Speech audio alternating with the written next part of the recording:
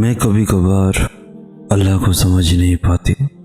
یہ سوال کرتے ہوئے اس کی آنکھوں میں عجیب سی الجھن تھی۔ اس نے پھر سے اسی جھنجھلاہٹ سے یہ بات کہی۔ مجھے اس کے ارادے اکثر توڑ دیتے ہیں۔ وہ مجھے آخر اتنا بے بس کیوں کر دیتا ہے؟ اور جب میری عقل کچھ بھی ماننے کو راضی نہیں ہو پاتی تو میں قرآن پڑھنے لگتی ہوں کہ شاید مجھے وہ رب سمجھ آنے لگے، اور پھر یہ سوچتی ہوں کہ شاید کچھ صفحے پڑھ لینے کے بعد وہ دل میں ہی اتر جائے، مگر وہ ہے کہ دور کہیں چھپا بیٹھا ہے مجھ سے۔ وہ سمجھ میں آنے لگے تو وہ خدا کیسے کہلائے؟ میں نے اس کی الجھی ہوئی نظروں سے کہا، قرآن اس نے اس لیے نہیں دیا کہ تم اسے سمجھ سکو، بلکہ قرآن تو اس لیے دیا تاکہ تم خود کو سمجھ سکو۔ وہ کیا سوچتا ہے یہ کھوج لگانا تمہارا کام نہیں ہے۔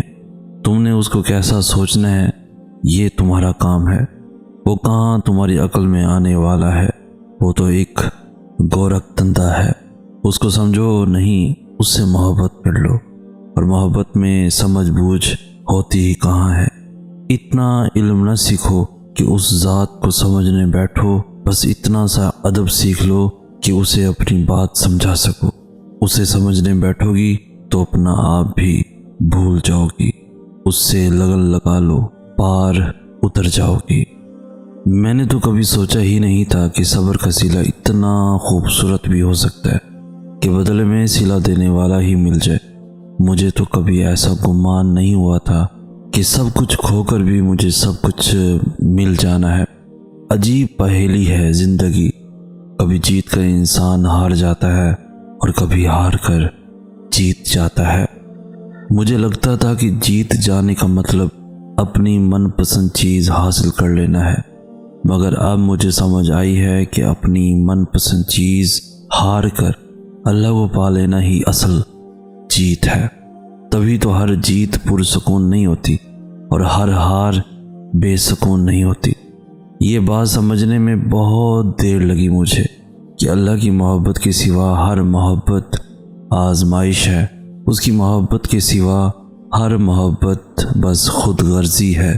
یہاں تو سودا بازی چلتی ہے، یہاں تو جذبات منہ مانگی قیمت پر بکتے ہیں۔ جس نے زیادہ بولی لگائی محبت اسی کی ہوئی، اور مجھ جیسے کچھ جنہیں دنیا کے رنگ میں ڈھلنا نہیں آتا ان کا کاسا خالی ہی رہتا ہے۔ اور پتہ ہے اللہ کاسا کب خالی کر دیتا ہے؟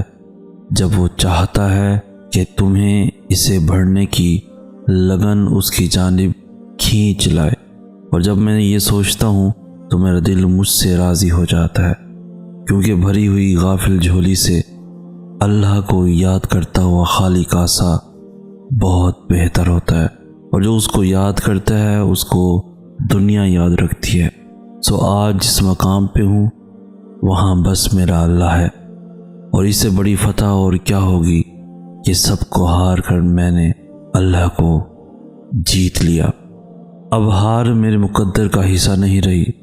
دینے والے سے محبت کر لو، پھر وہ سب ملے گا جو ملنے والا نہیں۔ تہجد کی ایک بے سکون رات باقی ساری عمر کی راتوں کو باسکون بنا دیتی ہے۔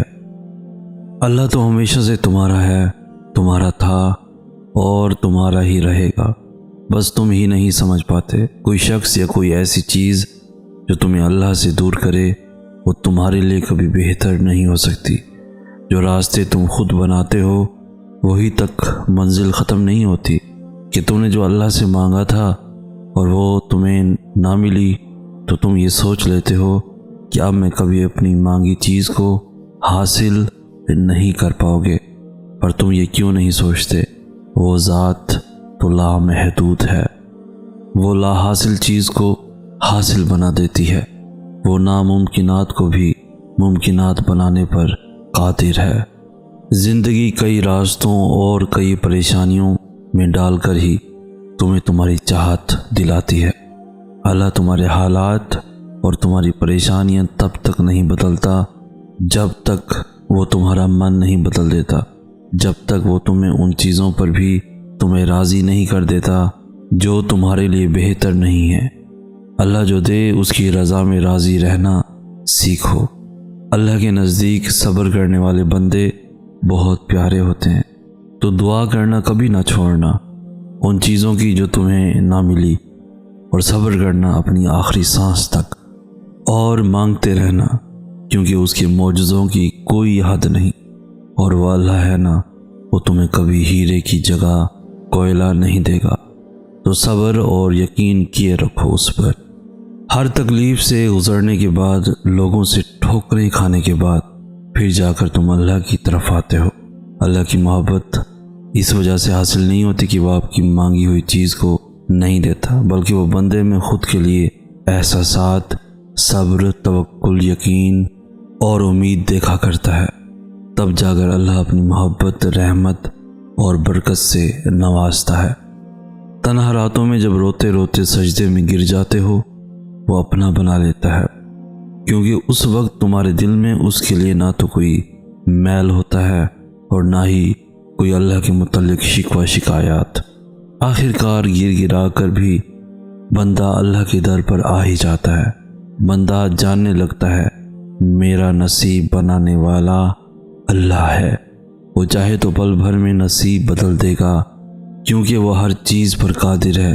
اس لیے انسان سے محبت کرنے سے کچھ حاصل نہیں ہوتا، اور اللہ سے محبت کرنے سے، اس کی عبادات کرنے سے جنت کا ٹھکانہ مل جاتا ہے۔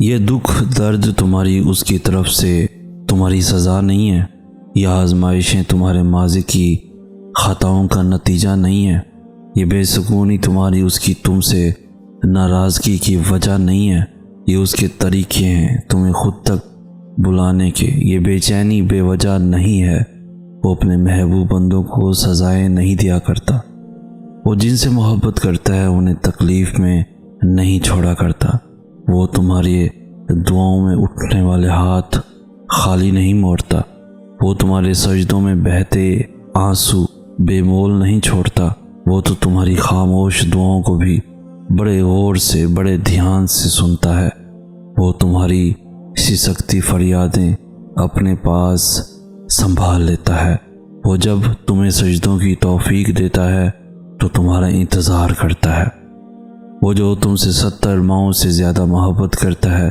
وہ بھلا کیسے تمہیں درد کی شدت سے گزار سکتا ہے۔ یہ بس آزمائش ہے جو وہ اپنے محبوب بندوں کو دیتا ہے۔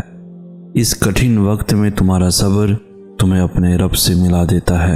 جب صلے کا وقت آتا ہے تو وہ اپنی رحمت کے سارے دروازے کھول دیتا ہے۔